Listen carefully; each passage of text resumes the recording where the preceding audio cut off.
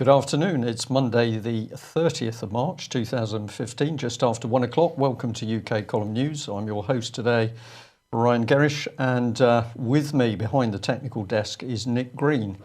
Well, delighted to say that after a pretty wet and gloomy weekend, the weather in Plymouth has brightened up. So we've got blue skies and sunshine this morning. And I'm just going to say, I hope that's the pattern across the rest of the country. Well, politically, Britain is in a state and rapidly getting worse as we see one of the biggest political scams ever unfolding in this country. And of course, that is the so-called elections. But before we come on to that, and we will be taking an in-depth look at what's happening north of the border, let's just look at this headline from The Independent. And what does it say? It says white men should never hold elected positions in British universities again. Nothing is ever going to change if we keep letting them run everything. Now, this is a pretty incredible article. Surprisingly or not, it's anonymous. And in fact, it was sent to us over the weekend with a rider that basically the link had been taken down pretty rapidly. The reason we've put it up is, of course, this gives us a glimpse into the subversive hidden politics, which is really driving the massive change agenda in this country. So presumably, because I'm white, because I'm male, I can't sit here talking about what's happening in the country because according to an anonymous journalist in a major newspaper, The Independent, white men should not be allowed to have an opinion, particularly in universities. Now, of course, this is very dangerous stuff. What we need to do is get to the bottom of exactly who wrote that article and what their agenda was. But isn't it fascinating that The Independent is prepared to run with that story? Well, let's have a look at it from this angle, because as this totally fictitious election gets underway, we say it's a completely staged puppet show in order to create a massive, what we are calling rainbow coalition. That represents Britain's first single-party dictatorship. Now, on the right-hand side of the screen is Julia Middleton, Chief Executive of political charity Common Purpose. And why have we put her there? Well, she's been working at the heart of British government since the time of John Prescott's office of the Deputy Prime Minister. But she's a significant lady because she was warning about a coalition being built in government back in 2007. And we say, how would this woman, connected with a charity overwhelmingly funded by the corrupt international banks, how would she know that the agenda for British politics was to create a super coalition? Well, just maybe Julia Middleton, Common Purpose, and of course their roots are in Marxist demos. Perhaps they were working to ensure that just such a coalition came into force. And of course, if you are going to skew elections, then you need to make sure that you fully understand who's going to vote. So let's have a look at some interesting facts that have been coming out north of the border. And here they are. It's taken The Spectator to get interested in this subject, but the headline here says it all. Everything yes voters believe about the Scottish independence referendum is wrong. But that doesn't matter. Now, this article is well worth reading. We decided to pull out one of the graphs from the analysis that The Spectator has printed, because this really shows what is going on in politics. And if you have a look at the diagram bottom left, essentially those who voted no to a breakup of the union are in blue, and those who voted yes are in orange. And what this interesting little graph shows is that, of course, as people, the older people were the ones who wanted to keep the union together. As you go down that list until the age at the bottom is 16 to 29-year-olds, we can start to see that the predominance is that they want to break up the union. So why does the SNP and the Lib Lab Com want to lower the voting age? There is only one answer for that, because young people now have been drawn into the political propaganda around the European Union. They're being drawn into the fact that they can only move forward in Scotland if Scotland becomes independent or a vassal state of the European Union. So get the voting age reduced. Therefore, SNP and the Lib Lab Con can skew the result of the vote. But does all this matter? Because we know what we've got in power, and that is a corrupt, criminal, fraudulent government that is prepared to cover up the abuse of children. And that being the case, can we trust these people on any other subject? Well, UK Column certainly doesn't think so. But let's have a look at The Guardian here. And a very interesting article again. Claims Met Police covered up child abuse sparks 3 more inquiries. IPCC, the Independent Police Complaints Commission, says it's now examining 17 allegations that investigations involving MPs, judges, celebrities, police, actors and religious figures were dropped. And in a statement, the IPC said the initial police investigation had gathered evidence against all those people. Criminal proceedings were prepared, but 2 months later, an officer was called in by a senior Metropolitan Police officer and told to drop the case. It has been alleged. Now, of course, UK Column has received very interesting information from former police officers. Indeed, we were present in a committee room in Westminster where there was a presentation on child abuse. A former police officer told that audience, which included 2 MPs and UK Column, that essentially their investigations had shown a horrific level of child abuse in every police district across England, Wales and Scotland. They had prepared a report on this, and of course the question came from the audience in Westminster, what happened to that report? And the retired police officer said, it disappeared into the safe of my superior officer and it never saw the light of day again. So the evidence for the cover-up of child abuse and presumably the protection of child abusers, overwhelming, and to date we have got not one single movement towards bringing MPs, former MPs or members of the establishment into court. Is this accidental? We don't think so. Well, let's have a look at what the Metropolitan Police has got to say on this wonderful subject. We'll take you back in time to June 2014, where the Metropolitan Police proudly boasted an independent review into rape investigations. And we just wondered who the Met would choose to investigate their record on sexual crimes. Well, we can help our audience today. Let's have a little look. Should come in, and here we are. Commissioner Sir Bernard Hogan-Howe and Director of Public Prosecutions Alison Saunders have appointed Dame Eilish Angelini to conduct a victim-centred review, which will help both organisations to build on the improvements made in rape handling since the 2010 Stern report. So let's have a look at the track record of the 3 individuals who are now helping sort out child abuse. With no apologies, we think the 3 monkeys figure: see no evil, hear no evil, and speak no evil. So let's have a look at the monkeys in this particular case. And we better start with Commissioner Sir Bernard Hogan-Howe. He said back in 2014, we are far better than we were 20 years ago in the way we deal with victims of sexual offences. The evidence is clear. More people are coming forward.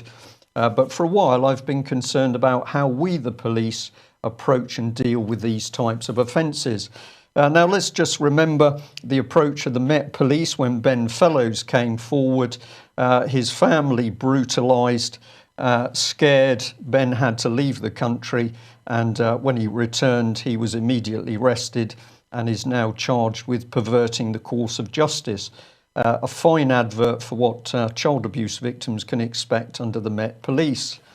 But here she is, the lady running the Crown Prosecution Service, Alison Saunders, she said back in 2014, we've worked hard in recent years to improve our performance in rape cases, and the improvements have been dramatic, but we still find ourselves fighting the same myths and stereotypes today, conscious or unconscious, that we identified decades ago.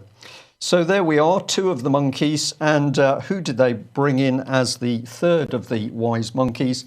Well, it's none other than the Right Honourable Dame Eilish Angelini, DBE QC, and she said the investigation and prosecution of rape presents uniquely challenging and sensitive issues. Overcoming these challenges requires appropriate policies, the highest levels of investigative skills and appropriate resources. Well, let's remember that while we have a look at these particular individuals on their own.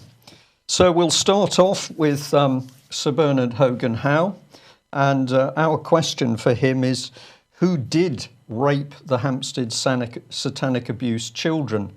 Because at the moment the judge seems to have ignored this, Judge Palfrey, and so we'd like to ask Benedict Hogan-Howe in person who committed the rapes of those two children and whether he has any ideas.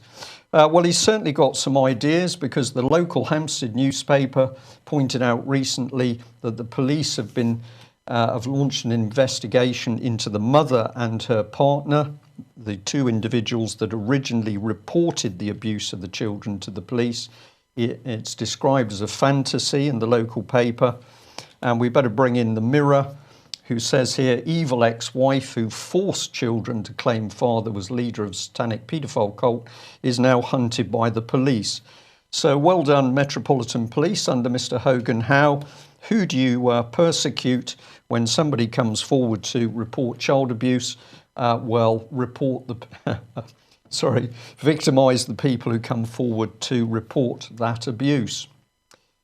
Am I making this up? Well, let's have a look at number 2. Here she is, Alison Saunders, and the Telegraph here was reporting a little while ago that she was boasting tough new rape rules, one woman's quest to overturn decades of injustice. And she said, for too long, society has blamed rape victims for confusing the issue of consent. Well, who should we bring in to have a look at whether she's telling the truth? We think abuse victim Melanie Shaw is the right person. And of course, Melanie Shaw, who a few months ago was brave enough, well, in fact, 2 years ago, she initially reported her own abuse and those of others, children at Beechwood Children's Home, Nottingham. She then came forward to complain again when she had the evidence that Nottinghamshire police were telling lies over their Operation Daybreak investigation. So what did Alison Saunders do with the help of Chris Eyre, Chief Constable of Nottinghamshire Police? Charges were brought to bear on Melanie Shaw and she was put in prison. She is still in prison, and at the moment she's not appeared in court for the hearing of those charges, but we have a vulnerable child abuse victim brave enough to come forward, and the state simply puts her in prison. So we say to Ms. Saunders, head of the Crown Prosecution Service, well, Melanie Shaw didn't confuse the issue of her own rape, did she, Ms. Saunders? And it's got to be said, sickening hypocrisy by Alison Saunders here led the CPS to viciously prosecute Melanie, and to date neither the CPS nor Nottinghamshire Police have acted on Melanie's statements of abuse and rape. I pause there, as the UK column regularly does, because the evidence is in front of our eyes that we have a corrupt, criminal and paedophile government in Britain which is prepared to hide and cover up for those abusing children. Hence, there's little point trusting these people on any other subject, be it the elections, the economy, defence, NHS, education, or any other subject in our society. Well, let's come to the lady that they chose to run the report, And here's Eilish Angelini. This was an article which appeared in the Firm magazine up in Scotland from some time ago. But the important thing in this article is it's quoting Eilish Angelini. And she says, the reality is that the wider public have a right to know what is taking place. And in the 21st century, it's only appropriate that television media should have access to the courts.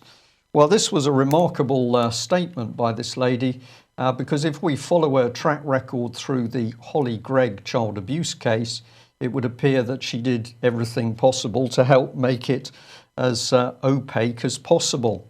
So let's have a look at the magic circle of influence which moved the levers of power over Scottish justice to silence Robert Greene. Remember, Robert is now gagged for life. He is unable to say anything about the Holly Greig abuse case. Well, who were the lead figures? Well, of course, we had the then Minister for Scotland, Alex Salmond. He unfortunately lost documents, or his office lost the documents, or documents concerning Holly Greig's abuse were unfortunately destroyed. He was, of course, working closely with the Lord Advocate, Frank Mulholland, and certainly working closely with Kenny MacAskill, Cabinet Secretary for Justice at that stage, and, of course, Sir Stephen House, Chief Constable for Police Scotland. And let's remember, no separation of the powers in Scotland, a cabal of people working together.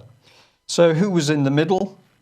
Well, at the time, Lord Advocate, Procurator Fiscal, Eilish Angelini, and it would appear that she was confused over the Holly Greig abuse case. She was unsure as to whether she was told about it or not, but she wasn't unsure when it came to silencing Robert Greene. And she was prepared to use this gentleman pretty quickly, Peter Watson, formerly of Levy and McRae law firm, now unfortunately linked to a hedge fund fraud. But this man, of course, connected with all the key players and was able to not only threaten the UK column to try and get us to stop reporting the Holly Greig abuse case, but was also prepared to work with these high-level Scottish establishment figures to make sure the Holly Greig abuse case never saw the light of day.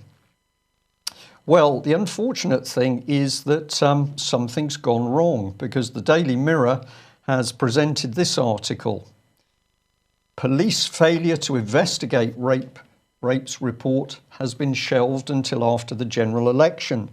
And oh dear, Eilish Angelini has now upset the Metropolitan Police and the Crown Prosecution Service by saying in her draft report, the investigation and prosecution of rape represents uniquely challenging and sensitive issues.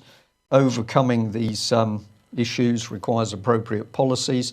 So she's been criticising the police heavily, with the result that the report into their investigation of abuse is going to be delayed until after the election. So we'd just like to ask Miss Angelini, how does she explain the cover-up of the Holly Greig rape case? And we'd like to ask her to come clean about what documents she did or did not see. So, of course, all of this is delayed until after the election. Why is that necessary? Because at the moment there is a concerted drive through the political circles and also Britain's press and media to ensure that voters are so disenfranchised there will be a marginal vote and hence a hung parliament and the creation of a super coalition. And we say that within that super coalition, all evidence as to the massive abuse of children across UK can be swiftly brushed under the carpet. Meanwhile, the state is going to be digging into every aspect of the lives of private individuals. And let's come to this headline. From the Sunday Post, the Scottish Government's decision to allow public bodies access to personal data through an individual's NHS number is very worrying. Next year, dog owners will be required by law to have their pooches microchipped. So the journalist goes on to say this: I wonder, though, how long it will be before we're all microchipped, assimilated and logged into a national supercomputer. Well, given the Scottish Government's very worrying decision to allow public bodies access to personal data through an individual's NHS number, not long. Now, this was a very serious article, and it was interesting to see a journalist starting to think through what is happening north of the border with really remarkable speed. And it would appear to UK column staff that what's being put together north of the border is going to happen south of the border with great speed after the election. And of course, Alex Salmond, far from disappearing into the long grass of politics, is boasting that he's going to be able to influence immense power through his SNP members of parliament after the election. Well, the other thing happening north of the border, and is a warning for those of us living in England and Wales, Northern Ireland, is the state taking our children. And this is a very interesting article from a website, Alice Through the Looking Glass. You can find it as alicemoreuk.blogspot.uk. And in a very good article, warning after warning here about what the Scottish named person scheme is really doing, closes a gap and formulates what should be happening anyway, according to this gentleman from a charity, Abertour Childcare Trust. So the man in the video there says, well, named person is a very good thing, but as the website says, in practice, things are a good deal more sinister. And it goes on to say, it's important that people realise that there is a push towards data surveillance and totalitarian state control, and there is no political party seriously opposing it. Any opposition between political parties, such as it is a puppet show. Well, this is music to our ears because it shows us that many more people out there are now starting to put pieces of the jigsaw together. We have warned over many years the intent is to create a vicious dictatorship in Britain, and unless we, the public, speak out, that is exactly what's happening as we see the drive towards a hung parliament and what we're calling a rainbow super coalition of all the mainstream parties, plus UKIP, plus SNP, and plus the Greens. Well, can we rely on the BBC to tell the truth as to what's happening? We don't think so. But remarkably, the BBC suddenly got very scared. And it's now emerged that Lord Hall has had to take on, he's arrowed there just coming out of his house, he's had to take on £1,000 a day security because he's received an email threatening to kill him for sacking Mr. Clarkson from Top Gear. So this was the Mail report. Does BBC boss really need bodyguards after Top Gear death threat? But he's getting £1,000 a day security bill as a result of one single email. Well, of course, many of the general public in UK have been suffering. They've received threats not only from other members of the public but also from the police. Nobody comes forward to provide them with £1,000 a day security. And of course, we should remember that the head of the BBC will not be paying for that £1,000 a day. That will simply be taken out of my pocket and your pocket, or anybody, excuse me, who is a BBC TV licence payer. Well, let's go north of the border again. Same subject, the BBC, but here's Alex Salmond. He says that he's so worried about the bias of the BBC that the only thing to do is to let the SNP run it.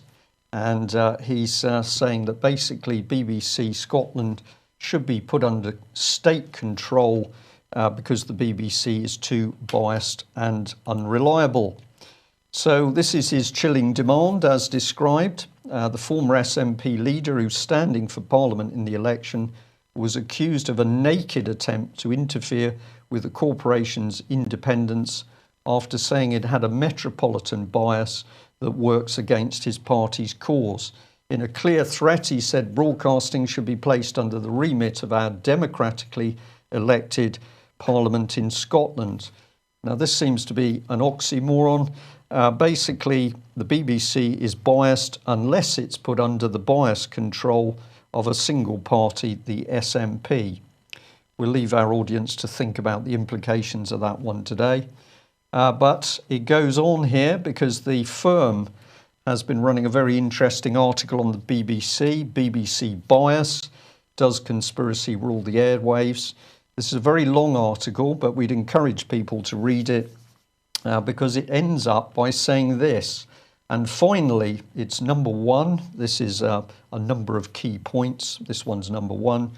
And a golden oldie featuring both Kirsty Walk and the then controller of BBC Scotland, now better known as the Electoral Commissioner, to whom Flaky Van Man will soon be delivering his complaint about the sack of discarded yes votes.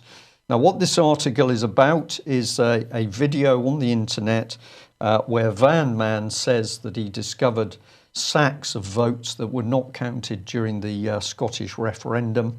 And what the firm is pointing out here is that his gripes about the referendum are going to be delivered directly to an electoral commissioner who, in their words, appears suspect and far too closely connected with the BBC. Well, we need free press to get the truth out. Let's have a look at the state of Britain's journalists, and we've chosen for this analysis to have a look at what the press have been doing in relation to the Hampstead child abuse case.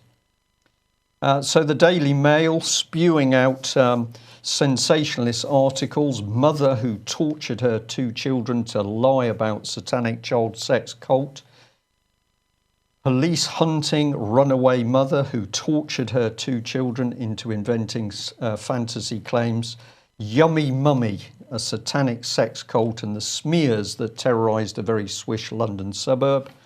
Well, if that's bad enough with the Mail, of course the Mirror goes full fling. Evil ex-wife who forced children to claim father was leader of satanic paedophile cult is hunted by police.